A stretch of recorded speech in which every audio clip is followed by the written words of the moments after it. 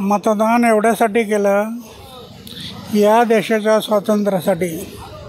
1857 ते 1947 90 वर्ष ज्यांनी बलिदान केलं, फासावर गेले, जेल भोगल्या, त्यांची आठवण ठेवायची आणि आठवण ठेवून हा देश पुढे जे चालवायचा आहे तो चारित्र्यशील लोकांच्या हातात द्यायचा, ज्याचा आचार शुद्ध आहेत, ज्याचा विचार शुद्ध आहेत, ज्यांचं जीवन निष्कलंक आहे, जीवनात त्याग आहे, अपमान गिळायची शक्ती आहे, अशा लोकांच्या हातात हा देश जर दिला तर देशाला उज्ज्वल भविष्य आहे, अन्यथा उज्ज्वल भविष्य नाही.